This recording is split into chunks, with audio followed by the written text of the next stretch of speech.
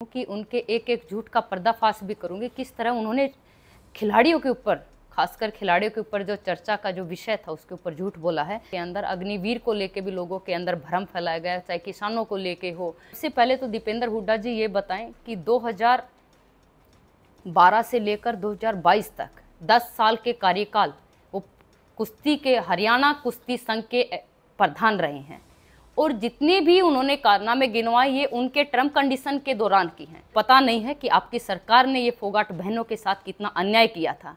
कि कल कांग्रेस के सांसद दीपेंद्र हुड्डा जी ने जिस प्रकार से लोकसभा के अंदर एक संवैधानिक पद के ऊपर रहते हुए उन्होंने लोगों को भ्रमित करने का काम किया है और एक झूठ जो है वो पूरी सदन के अंदर तो बोला ही है, लेकिन सभी देशवासियों के सामने जिस प्रकार आप लोगों ने देखा होगा कि कांग्रेस बार बार झूठ फैलाकर लोगों को भ्रमित करने का काम करती है, लोगों को गुमराह करने का काम करती है। तो आज उसी विषय को लेकर मैं आप सब मीडिया साथियों का सामने आई हूँ कि उनके एक एक झूठ का पर्दाफाश भी करूँगी। किस तरह उन्होंने खिलाड़ियों के ऊपर, खासकर खिलाड़ियों के ऊपर जो चर्चा का जो विषय था उसके ऊपर झूठ बोला है। आपको बताना चाहूँगी कि अभी जस्ट लोकसभा चुनाव हुए थे तो आपने देखा होगा कि किस तरह से कांग्रेस ने हमारे जितने भी लोग थे उनको बांटने का काम किया है, चाहे वो आरक्षण को लेके हो, चाहे वो संविधान को लेके हो कि संविधान ख़त्म हो जाएगा और संविधान को ख़त्म कर दिया जाएगा, आरक्षण आपका ख़त्म कर दिया जाएगा। ये झूठ जो कांग्रेस की रीति नीति और खून में बस गया है, मुझे लगता है कि उनके खून से बाहर निकालने का काम भारतीय जनता पार्टी ही करेगी। और मैं दूसरी ओर एक चीज़ और मैं आपको ध्यान दिलाना चाहती हूँ कि जिस प्रकार से अग्निवीरों के बारे में राहुल गांधी जी ने सदन के अंदर भी कहा और पूरे देश के अंदर लोकसभा चुनाव के अंदर अग्निवीर को लेके भी लोगों के अंदर भ्रम फैलाया गया, चाहे किसानों को लेके हो, हर तरह का मतलब किस किस पॉइंट पे कहें वो पॉइंट जो हमारे देश के लिए सबसे सर्वोच्च नागरिक है और जो देश की सेवा करते हैं, न देश की सेवा करने वालों को छोड़ा, न किसानों को छोड़ा और न ही हमारे गरीब तबका जो है उनको छोड़ा, हर किसी के बारे में झूठ फैलाने का काम करते हैं। और अग्निवीर को लेकर जिस प्रकार से राहुल गांधी ने सदन में बोला तो उसका पर्दाफाश करने के लिए आदरणीय रक्षा मंत्री राजनाथ जी ने सामने आकर देशवासियों को जो है वो सत्य बताने का काम किया और उस घिनौने झूठ को क्या नाम है जिस तरह से राहुल गांधी ने फैलाया था उसका पर्दाफाश हमारे आदरणीय रक्षा मंत्री राजनाथ जी ने किया। सबसे पहले तो दीपेंद्र हुड्डा जी ये बताएं कि 2012 से लेकर 2022 तक 10 साल के कार्यकाल वो कुश्ती के हरियाणा कुश्ती संघ के प्रधान रहे हैं और जितने भी उन्होंने कारनामे गिनवाए ये उनके टर्म कंडीशन के दौरान की हैं।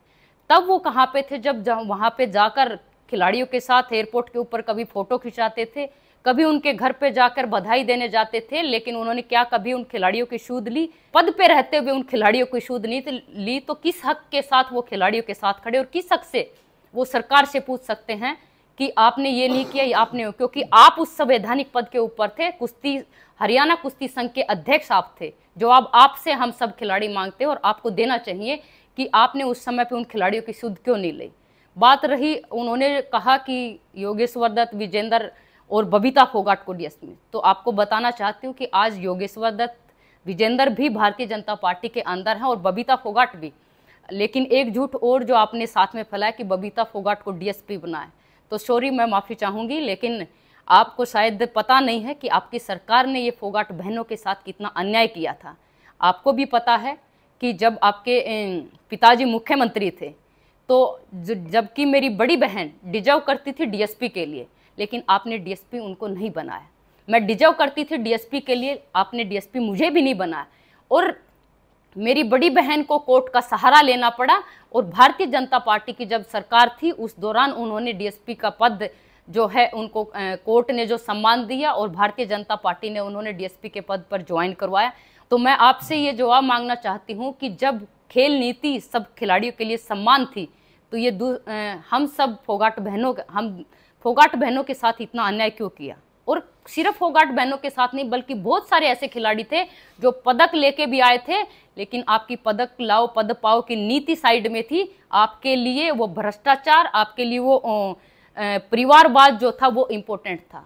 खेल नीति आपने साइड में रख दी, आपने परिवारवाद को आगे बढ़ाया और ये परिवारवाद की नीति का ही परिणाम है कि हम बहनों को न्याय नहीं मिला और हम दोनों बहनें डिजर्व करते हुए भी डीएसपी नहीं बनी थी। हिसाब मांगे हरियाणा। वैसे तो आदरणीय गृह मंत्री जी ने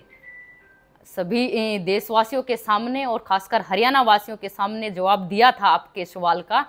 कि मैं बनिया का बेटा हूँ, एक एक पाई पाई का हिसाब लेकर आया हूँ। शायद मुझे लगता है आपने भी सुन लिया होगा और वो पाई पाई का हिसाब आज पूरा हरियाणा आपसे मांगता है। और उनसे कहना चाहती हूँ कि आपके कार्यकाल के अंदर अगर